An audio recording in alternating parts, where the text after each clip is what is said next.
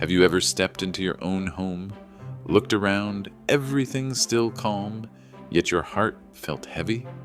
Not messy, not chaotic, but still tired, as if the house were breathing fast with you.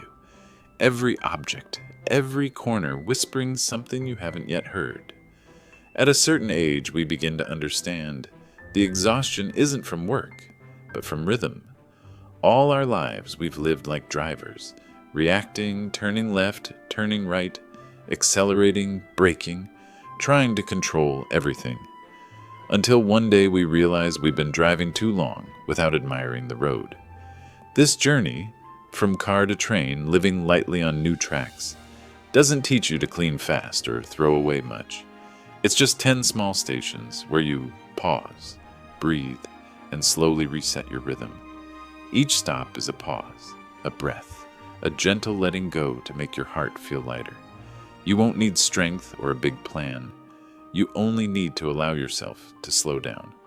Because decluttering, after all, isn't about stuff. It's about the mind. When the house grows quieter, the heart grows calmer. When the heart is at peace, you'll see your home and your life become beautiful in its own way. Sit down, make a cup of tea, and join me on this train ride. No rush, just listen and feel.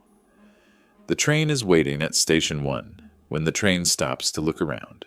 Station 1 when the train stops to look around. Have you ever felt that even though you do everything each day, by night you feel empty and exhausted, as if you've been running in circles and gotten nowhere? Life sometimes feels like driving through crowded streets, honking horns, red lights, sudden turns, interruptions. Everything happens so fast we can't breathe. The phone rings, messages arrive, the washing machine beeps, the pot boils over. We keep reacting, like drivers gripping the wheel all day, afraid to let go or the car will skid. But what if we stopped, truly stopped, not to sleep or escape, but to look around a little, to see how far we've come and whether we've drifted from where we meant to go? One morning, I sat in my kitchen listening to the ticking clock and realized I couldn't remember the last time I felt slow enough. I still did everything out of habit, but without moments to feel, like a car that keeps running, though the road is long and the tires are worn. When we keep running, our minds fill with unfinished tasks, overlapping lists. We forget that sometimes the only way to regain balance isn't to go faster, but to stop. I think if life were a train ride, it too would have stations, places where people step off to stretch, sip water, and admire the view. And when the train starts again, everyone feels lighter, clearer. Maybe we too need such stations in life. A morning without an alarm, an afternoon without errands, an evening without the TV, just to hear the wind by the window or a bird on the railing. That's when we stop the train to see ourselves again. The difference between a driver and a passenger on a train isn't speed, but rhythm. Cars can turn, reverse, and accelerate any time, but they tire, stray, and get stuck easily. Trains move more slowly, follow fixed rails, but they're steady, smooth, and rarely lost. When we choose the train, we accept that we can't arrive faster by rushing, only by being consistent. Likewise, choosing to slow down doesn't make us weak. It's simply another way to move forward. At any age, we need to learn how to stop the train, not to turn back, but to check if the tracks are still firm, to see if something needs fixing, if some passengers should disembark, or if some baggage has become too heavy. Maybe it's a habit that no longer fits, a room too cramped, a promise unkept, or simply too many must-dos leaving no space for want-tos. Stopping isn't giving up. Stopping is rearranging the cars to decide what still belongs, what should stay behind. An older friend once told me, "The day I learned to sit still was the day I heard what my house had been telling me." I asked, "What did it say?" She smiled. That was tired, and so was I. Turns out, when we stop, we begin to hear what's been silent all along. The sound of our breath, of time passing, of the heart urging us to live differently. That's why the first station of this journey doesn't teach you to clean or to throw away anything. We only need to do one thing: sit down and look around. No judgment, no plans. Just look. Just breathe. Look at your home and look inside yourself. If you're hearing these words, try stopping right now. Even for 10 minutes. Turn off your phone. Place your cup of tea in front of you. Listen to the clock. Relax your shoulders. Feel your breath go in and out. Don't force any thoughts. Just notice where you are. And perhaps, right this moment, the train within you has already begun to slow. Gentler, steadier, quieter. This is where our journey begins, not with action, but with stillness. Because only when the train stops do we truly see where we're going. Station 2. Resetting the tracks, the 3 rhythms of a day. When the train has stopped, we can hear more clearly the sound of the wheels striking the rails, the wind through the window, and even our own breathing. That stillness is where we begin again, by resetting the tracks of our daily life. For a train to run smoothly, the rails must first be steady, and for a day to feel light, it must first have rhythm. Many of us live our whole lives without a steady rhythm. Each morning begins by chasing phone alerts, rice cookers, or someone's reminders. By afternoon, we are drained, and by evening, we turn on the TV just to pass the time.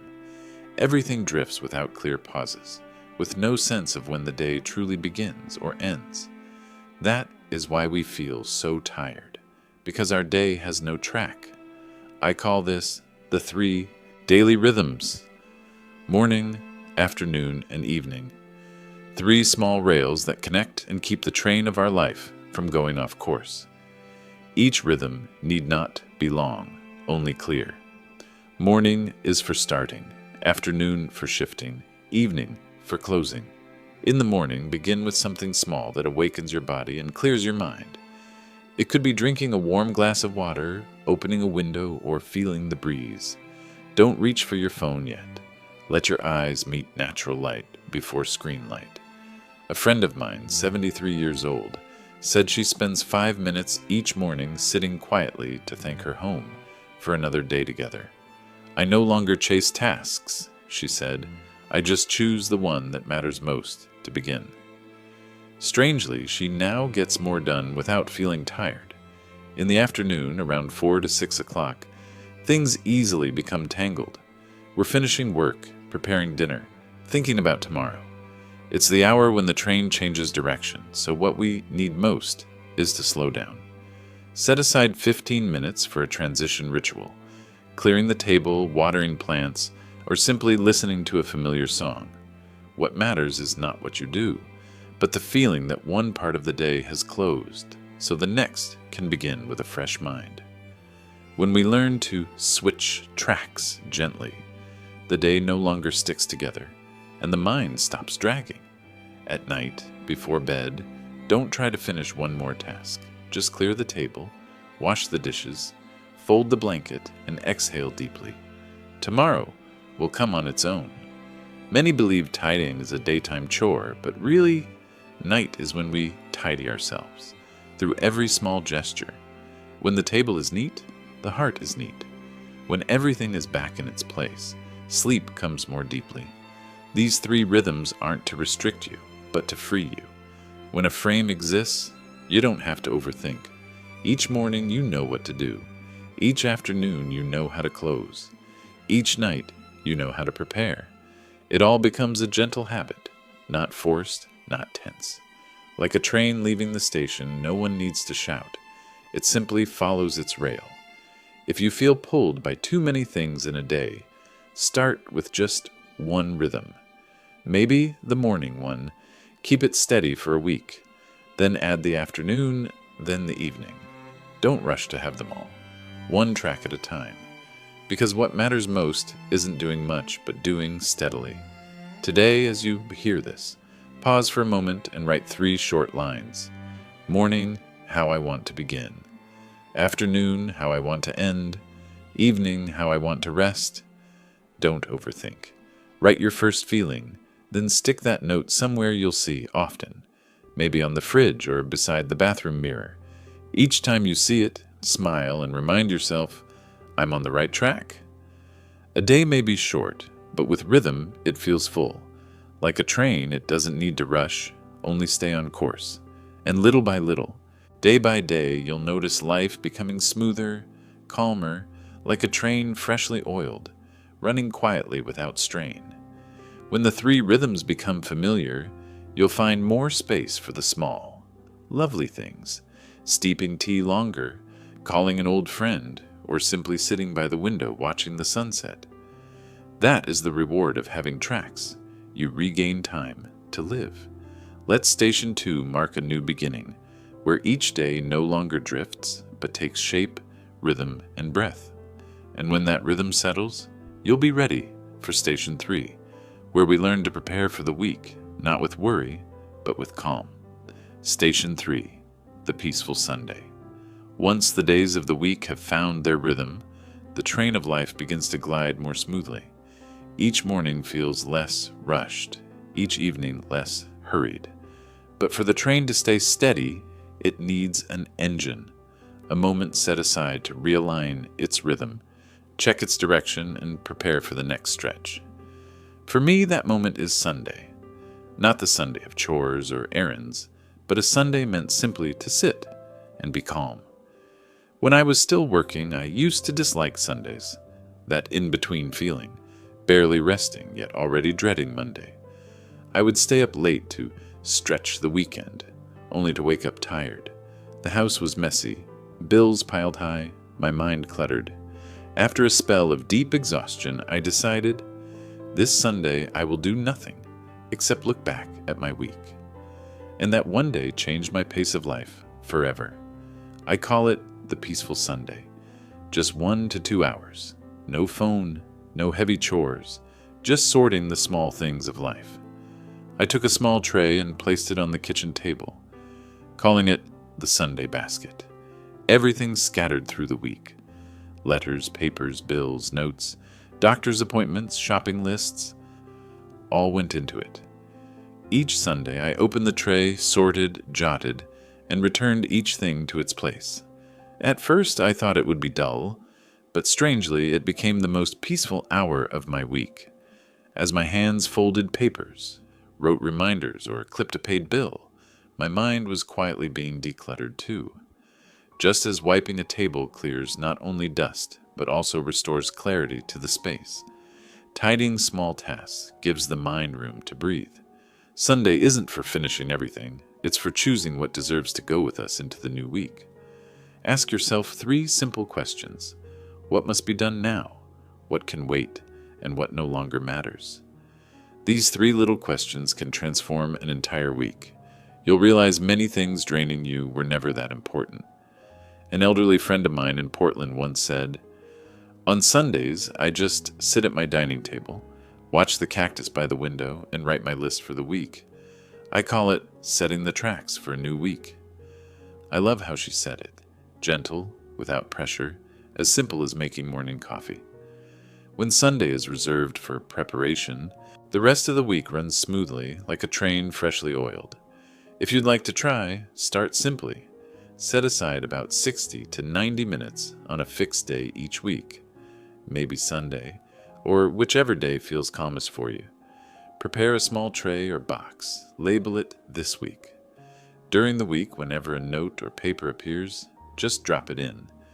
When your day comes, open the tray and handle each item slowly, without rush or distraction.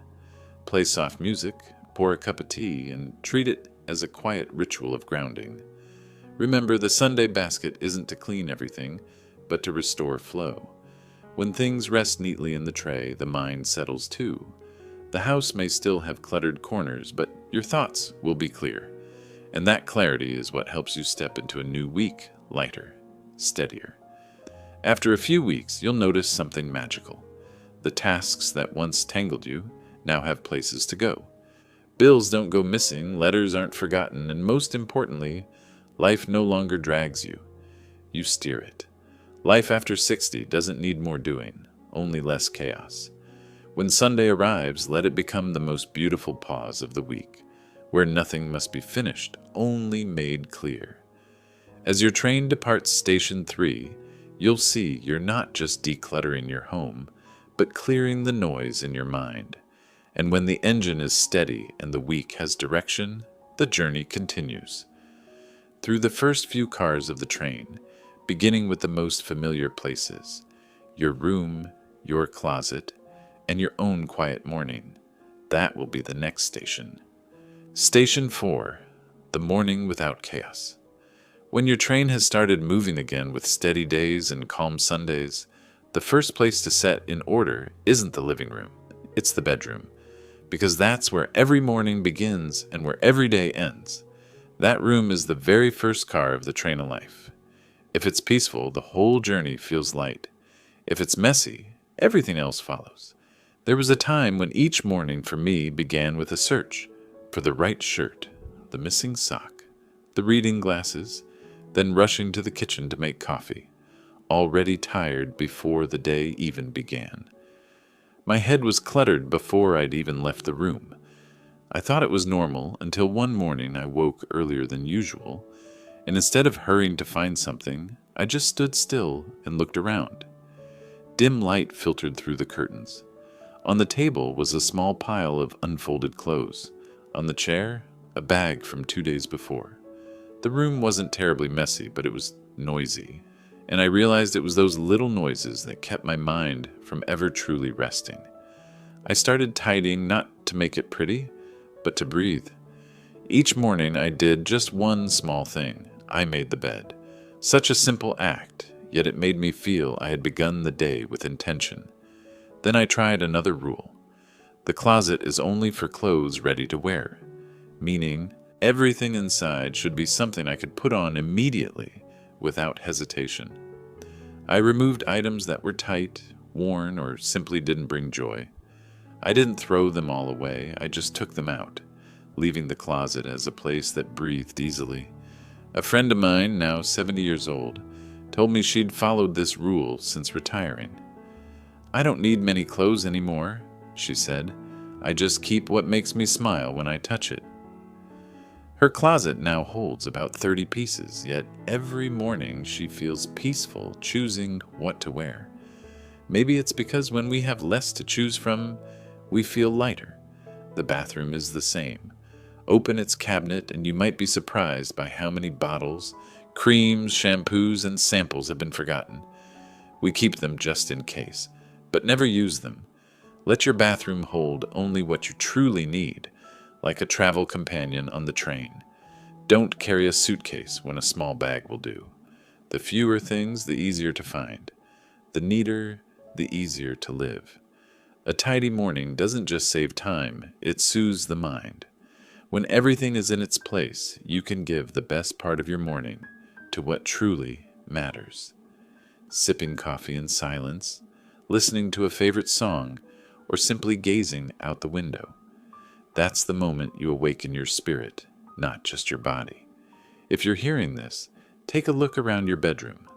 Ask yourself, what here feels heavy to me? Maybe it's the chair covered with clothes, the bedside table stacked with papers, or the little trinkets that once meant something but now only blur your space. Don't force yourself to throw them away. Just move them aside. Let the room have space to breathe, and as you breathe, your room breathes too. Start with 3 small things. Make the bed after waking, clear the bedside table, and open the curtains to let the light touch the floor. 3 steps, less than 10 minutes. But in return, you'll feel, I'm in charge of my day. When you finish, stand still for a moment, breathe deeply, and let that light remind you that today, you can live lighter than yesterday. Life at any age needs new beginnings. Only now, we no longer begin with noise, but with quiet order.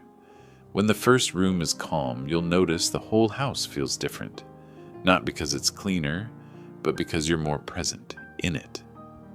Station 4 is an invitation to begin each morning, not with a list of tasks, but with a peaceful breath. A new day doesn't need perfection. only a tidy room and a mind free from clutter. Once you've learned the rhythm of calm mornings, we'll move together to the warmest place in the home. Station 5, this week's kitchen, where every meal is not just cooking, but joy, warmth, and the stop where the family train pauses to connect. There's something we only understand after living through a few seasons of life. The kitchen is not just a place to cook, it is the heart of the home. Whether the house is big or small, whether we live alone or with children and grandchildren, the kitchen keeps life's rhythm, the sound of a boiling pot, the smell of coffee, the chop of a knife against the board, all beat like the heart of each day. Yet it's also the place that tires many of us most. Too many things, too many tasks, too many "what should I cook today?" Station 5 is where we return the kitchen to its simple warmth. I once met a woman in Ohio, over 70 years old, who lived alone after her husband passed away. She told me that for nearly a year she barely stepped into her kitchen. Every time she opened a cabinet and saw dozens of pots, pans, spice jars, and old containers, she felt exhausted. "I used to love cooking," she said, "but slowly the kitchen became a place I avoided." One day she decided to declutter. She kept only 3 pots, 2 pans, and the few utensils she used often. Everything else was wrapped and given away. "Now," she smiled, "I love hearing the sound of the ladle hitting the pot again." The kitchen got smaller, but my heart grew wider. The kitchen, if seen as a restaurant, makes us both chef and manager. But each week, that restaurant deserves its own theme. Some weeks it's a family cafe. Simple, cozy, warm. Other weeks it's a small bistro just for you, where you cook a favorite dish, play an old song, and let yourself enjoy it. The kitchen doesn't always have to be noisy or fancy. It only needs you to know who you're cooking for and why. Try beginning by writing the menu for this week.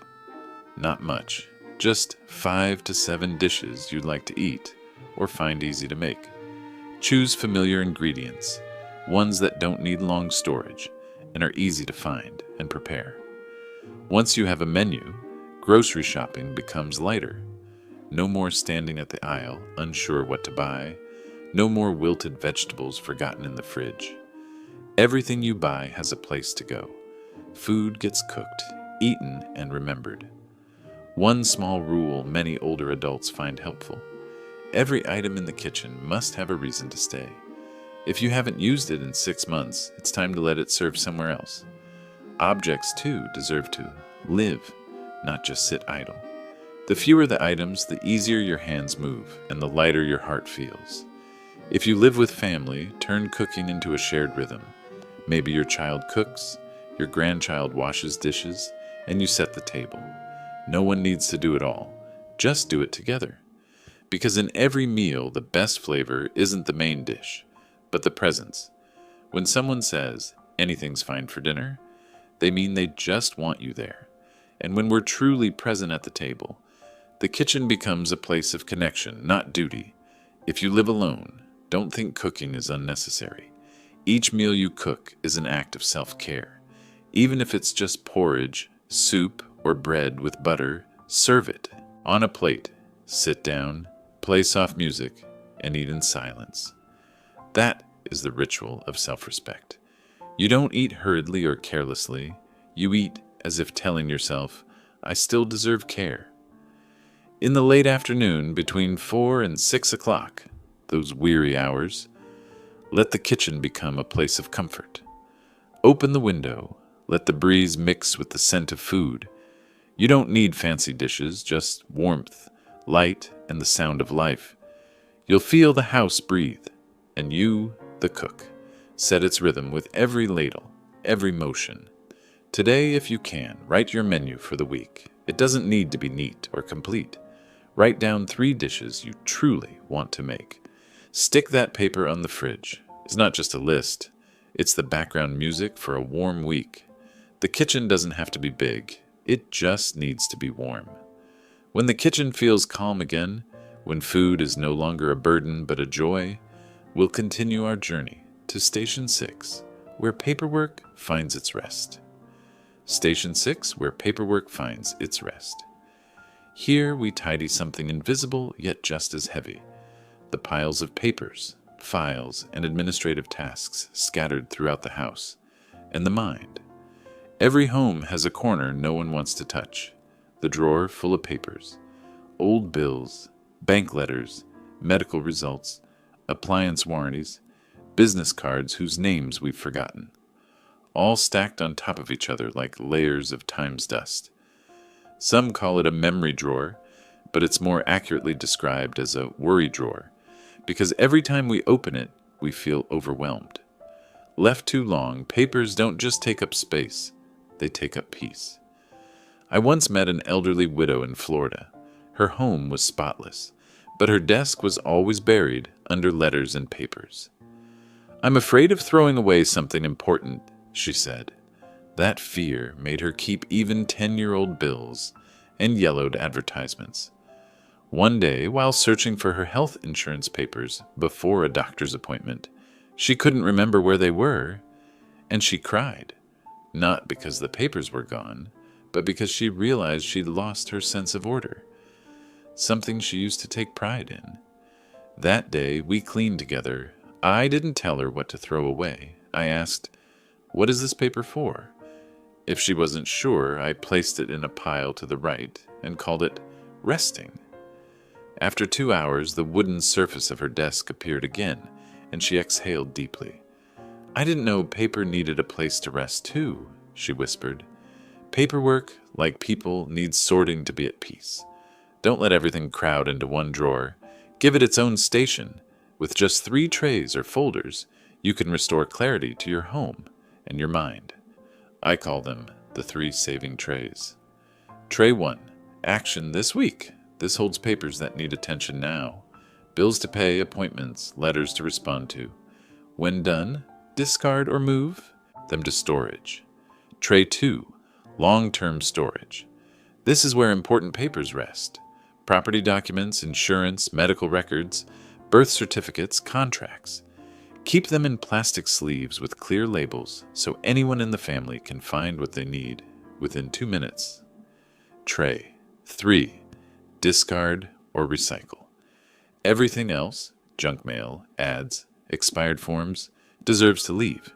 Don't keep what makes you worry. When these 3 trays are in motion, something almost magical happens. The house feels quieter. No more rustling for papers. No more, "Where did I put that?" And most importantly, your mind stops carrying the invisible list of things to sort someday. Someone once asked me, "What if I don't have the energy to finish it all?" I said, "You don't need to. Just pick one pile and give it 10 minutes. Set a small appointment with yourself, maybe every Tuesday or Thursday afternoon. 10 minutes, no more." The goal isn't speed, but the feeling that you're regaining control. Paperwork, in truth, mirrors how we live. When it's organized, our life feels steady. When it's chaotic, our mind is too. Sorting paper is sorting the mind. Each sheet folded and placed in its right home is one worry released. I once helped a retired man in Oregon create his own medical file. He said, "I'm doing this for my son.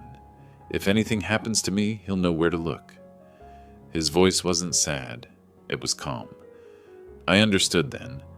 Organizing papers isn't just about finding things easily. It's also an act of love, making life easier for others when we're no longer here. Today, if you're listening, choose a box or tray.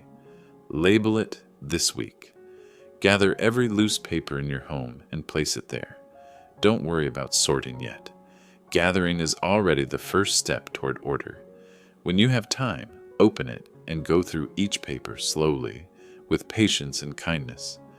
Once placed correctly, papers stop bothering you. They rest quietly, like train cars lined neatly, ready to move when needed. And you, the conductor, will have more room in your mind to think of better things, to live slower, to love easier. When the home is orderly, you begin to see what truly matters, your own sense of safety. And that's where our train will stop next. Station 7. Decluttering so you don't fall. Station 7. Decluttering so you don't fall. Here we learn to care not only for the home, but for the body and the peace within each step we take. Once the house is tidier and the papers are at rest, you may begin to feel lighter. Yet few notice that even the most familiar home can hide silent dangers. An electric cord stretched across a walkway, a slippery rug near the door, a folding chair beside the bed that takes only one misstep to cause a fall. Station 7 isn't about making things pretty, it's about making them safe. Older people don't fear dirt, they fear falling. A single fall can keep us in bed for months, and it hurts not just bones, but confidence. Someone once told me, "I don't fear aging, I fear not being able to stand up again."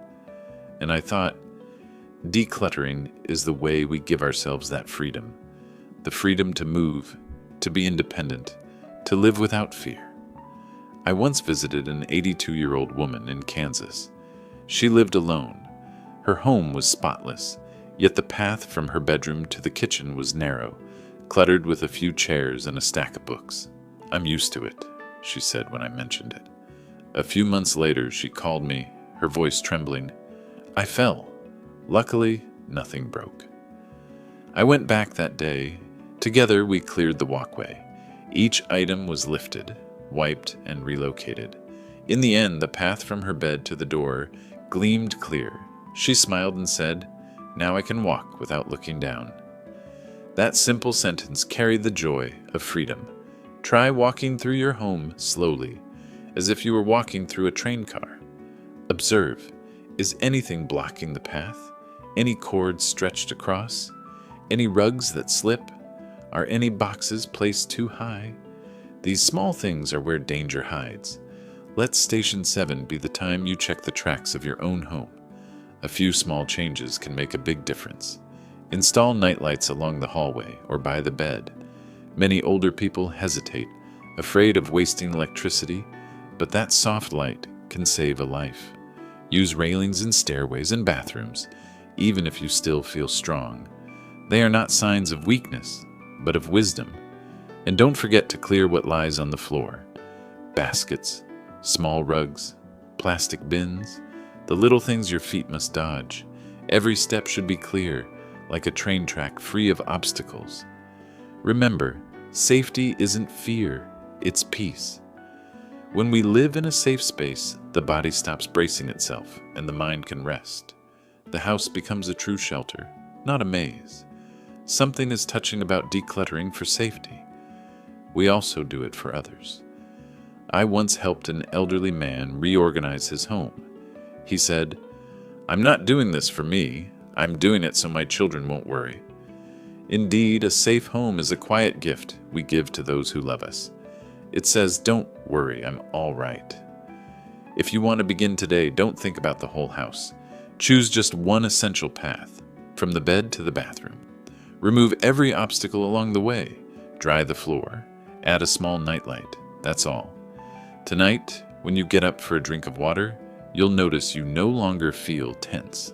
That's the feeling of peace. Everyone deserves to live in a home that doesn't make them anxious. Every step should be light, without hesitation, without fear. Decluttering to prevent falls isn't just for the body, it's for the spirit, so we can keep walking steadily and gently, no matter how many seasons time brings. When your steps are safe, you'll have the strength to continue the journey. And sometimes, what makes us stumble isn't the object in our path, but the weight of our own self-blame, the quiet exhaustion of feeling we haven't done enough or lived well enough. That's what we'll explore next at Station 8. Keep the rhythm, stop the blame, where the train slows down so we can learn to forgive ourselves and rediscover the gentle breath of life. Station 8. Keep the rhythm, stop the blame. Perhaps on this journey, the hardest part isn't decluttering, it's keeping the rhythm, because we are not machines. Some days we're strong, some days we're tired, some mornings we're full of energy, but by afternoon we just don't want to move. Some weeks we accomplish so much, then the next week we barely touch anything, and then that familiar feeling creeps in. I'm terrible. Why can't I stay consistent? I've heard many older adults say that, with a sigh tinged with guilt. But let me say this clearly. You are not terrible. You are simply living as a human being. Life has rhythm, and every rhythm has pauses. The rain stops for a while. A song rests between notes. Even a train pauses on the track. And in those pauses, everything breathes. I remember helping a woman in Seattle. Her house was small and tidy, but she kept apologizing. I cleaned for 3 days, then stopped for weeks, she said. I'm afraid I've failed again. I told her, no, you haven't failed. Those 3 days were your beginning. The weeks after? They were your train stopping to refuel. She was silent for a moment, then smiled. From then on, she stopped demanding perfection of herself. And strangely, her pace became steadier, lighter, and more natural. Keeping rhythm doesn't mean never losing it. It means knowing how to return when you do. There's a method I love called the 10-minute reset. Whenever you feel slow, messy, or unmotivated, don't force yourself to do everything. Simply promise yourself, I'll tidy or fix or organize for just 10 minutes. No more. And when the time's up, you can stop. Those 10 minutes might be folding clothes, washing dishes, wiping a table, or straightening the medicine cabinet. What matters is that the small act keeps your rhythm alive. You no longer feel I've neglected everything, but instead, I'm still on track. Once the rhythm reconnects, energy returns. You don't need motivation, just motion. I know there are days when the fatigue isn't physical, but emotional. On those days, be gentle with yourself. Don't think, I should do better. Think, I've done enough for today. If the house feels messy, pick one small corner. If your body feels tired, choose one small task. Every action, no matter how small, is a step forward, and every step deserves to be acknowledged. When I taught life skill classes for older adults, I used to joke, cleaning isn't a race, it's a stroll. Some people tidy fast, some slow, some tidy while telling stories. The point isn't who finishes first, it's who still has enough lightness to smile at the end. Try writing this sentence somewhere you'll see it often. I can go slow, but I don't stop. Each time you feel like quitting, read it again. Just do one small thing. Wash one cup, fold one shirt, wipe one corner, and you're back on your track. Like a train, there are times to run fast and times to wait at a station. Pausing doesn't mean you're lost. It means you're making sure you're still on the right line. So if there's a day when you do nothing, treat it as a maintenance day. You're not broken. You're caring for yourself. Remember, keeping rhythm doesn't come from strict discipline, but from gentle kindness toward yourself. When you treat yourself softly, habits stay longer than any plan. And tonight, before you sleep, set a reminder or alarm that says 10-minute reset. It doesn't have to specify what to do. When you hear it, just pause, look around, and pick one small action. Each time you do, you quietly reset the rhythm of your life. Keeping rhythm means smiling at yourself when you're slow, not comparing, not judging, not demanding. Because you don't need perfection. You just need to keep going. And when the rhythm returns, your heart will feel as calm as train wheels, rolling evenly on their tracks. Not fast, not slow, just enough. From here, your train is steadier than ever. But sometimes life doesn't just slow us down, it stops us completely. A loss, a change, an unexpected turn. How do we stay on the tracks then without breaking? That's what we'll explore next at Station 9, when life takes a turn, where we learn how to stop safely and find the strength to start again. Some parts of the road can never be prepared for, only met with courage. Station 9, when life takes a turn.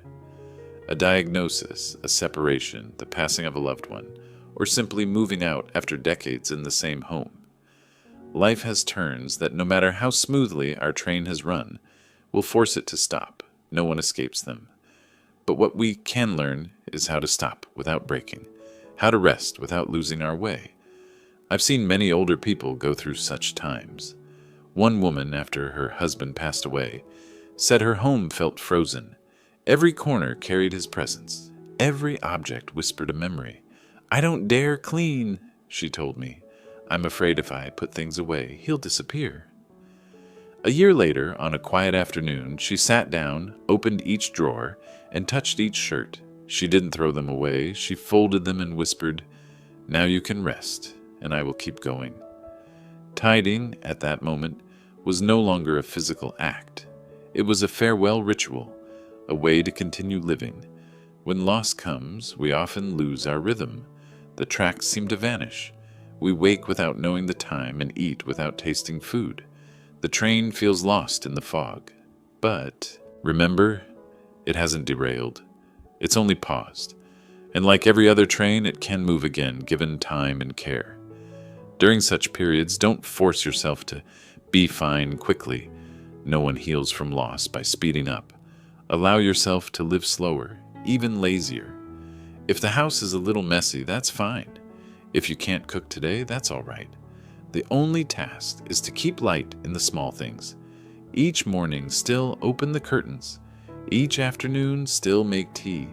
Each night, still turn on a soft light. That's how you remind yourself. The train is still here. It's just resting. One helpful habit is to prepare for these unexpected turns. I call it the peace of mind bag. Inside, keep what you'd need if something happened. Medicine, doctor lists, medical papers, a phone charger, emergency contacts, a little cash, and a warm sweater. Place it somewhere visible, by the door or beside the bed, not because we expect disaster, but because we want peace of mind, knowing that whatever comes, we'll know what to do.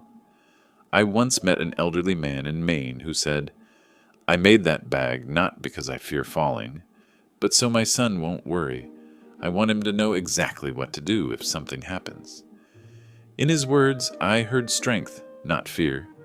When we organize ahead, we're no longer helpless before life. We're prepared.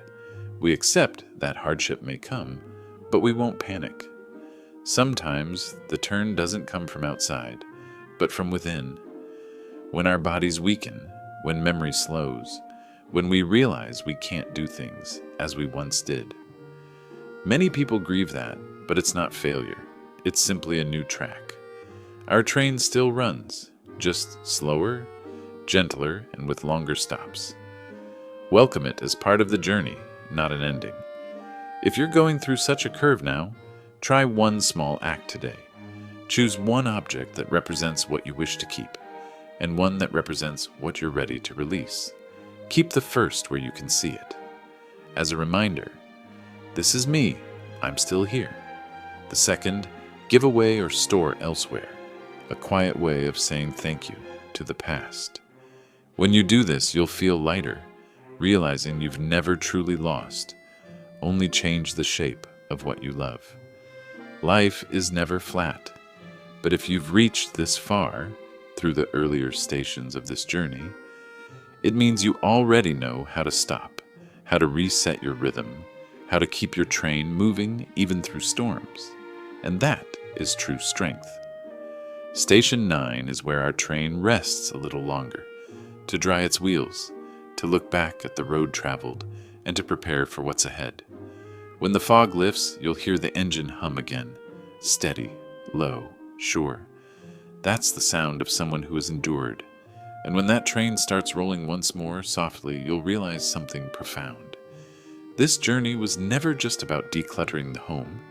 It's been about decluttering life itself. And at the final stop, Station 10, new tracks, living for yourself. We'll no longer tidy for anyone else, no longer prepare for others, but simply live at our own rhythm, slow, peaceful, and full. Station 10, new tracks, living for yourself. When the train has passed the noisy stations, when some passengers have stepped off, and when the wheels have grown quiet and smooth, you may realize something. You no longer want to rush, no longer want to keep up, to please, or to prove. You just want to live, gently in rhythm and true to yourself. The final station isn't an ending, it's a beginning.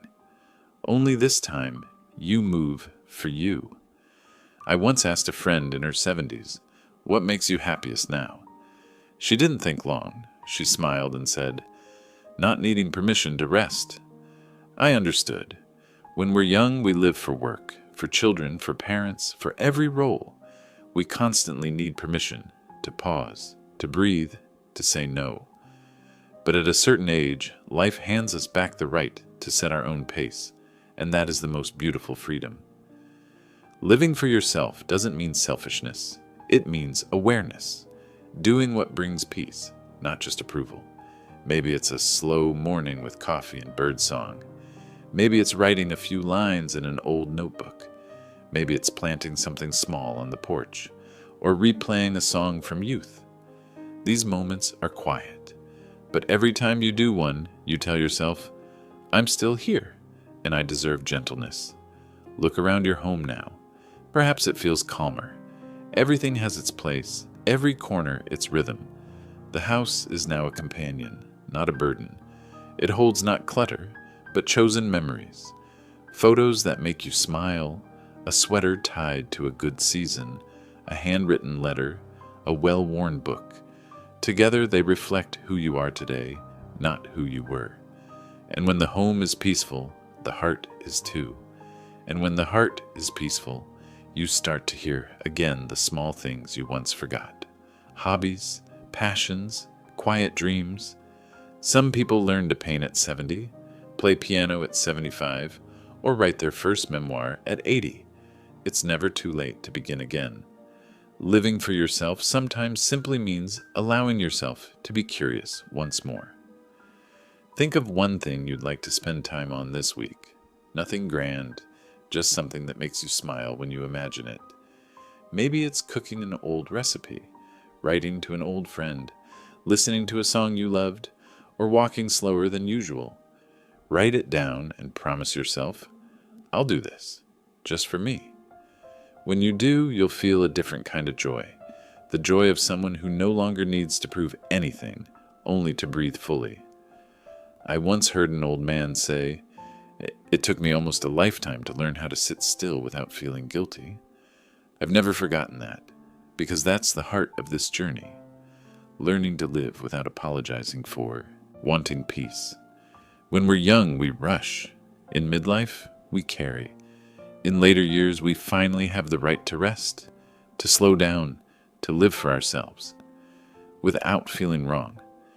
If you've traveled with me through the 9 stations before, you now know. Decluttering was never just about the home. It's been about clearing emotions, memories, and old roles that made you forget who you are. And here at Station 10, there's only one task left.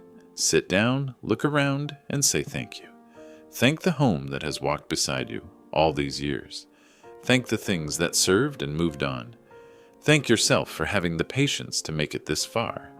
The train never truly stops. It only rests between journeys. This light living journey is the same. Each day after today, you'll continue, clearing a little more, letting go a little more, loving a little more. But unlike before, now you declutter, not because you must, but because you want to. You try to live clearly, lighter, and to make space for peace. Station 10 is both a destination and a beginning. From here, you can go anywhere, unhurried, unled, at your own rhythm. The train is yours now. The tracks are ready. Ahead lie only wind, light, and gentle days. If there's one thing I hope you remember as this train pauses, it's this. You don't need to change into someone else. You only need to return to yourself, to your home, to the rhythm your heart knows is right. Because in the end, decluttering was never about having a perfect house. It was about having a space where, each morning, you can breathe deeply, look around and whisper, "Today, I live for me." And in that moment, your train will keep rolling, not noisy but calm, steady and full of tenderness toward your own life. If you've come this far, it means you've traveled with me through all 10 stations. From the moment your train sat still and weary, to the moment it learned to move again on new tracks. These 10 stations were never 10 lessons. They were 10 pauses to breathe, to look around, to rediscover that you still have the right to live lighter, slower, and truer to yourself. I don't know where you are in your life right now, retired, living alone, or sharing a home with family. Maybe your house feels too big or your heart too full. But I do know one thing, you are not lost. Because if you're reading these words, it means you've already begun, even if only with a breath, a small corner, or a quiet intention in your heart. And sometimes, that's the greatest change of all. The journey from car to train was never about cleaning fast or living minimally. It's been a journey of awareness. Each time you fold a shirt, open a window, or put away something that no longer fits your life, you're telling the world, I'm ready to live with clarity. And these small acts, repeated gently, become a new rhythm, one of peace, freedom, and the quiet joy of enough. I still believe no one is ever too late to start again. Because decluttering doesn't need strength, it needs kindness. Kindness for the home, for the years lived, and for yourself in all the days you forgot to slow down. And when you tidy with gratitude, the home responds. It shines brighter, smells warmer, and most of all, breathes with you. So if you can, take a calm afternoon, play your favorite music, and walk slowly through your home. Look at each corner as if you're revisiting the seasons of your life, without judgment, without regret, only with a smile and a quiet, thank you for walking with me this far. Then sit down, pour some tea, open the window, and let the afternoon light touch your hands. That light isn't just from outside, it's from within you, after a long journey home to yourself. If this journey has touched something in you, a memory, a corner, or simply a wish to live lighter, I invite you to stay. Follow the channel or leave a small dot below, a quiet way to say you're here, and your train is still moving. Each week we'll share new stories, soft talks, and gentle guides to keep the rhythm, to keep the home warm, and the heart peaceful. Because no one travels alone. We're all on the same train, the train of awareness, gratitude, and the joy of living slowly. Thank you for coming all the way to this final station. Remember, decluttering isn't to be perfect. It's to wake up each morning, take a deep breath, look around, and whisper, today, my home is breathing, and so am I. And if you're ready for the next journey, keep your seat on this train. Because ahead, I believe, there are still many beautiful stations where we'll continue to learn how to live lightly, love deeply, and rest peacefully in every breath.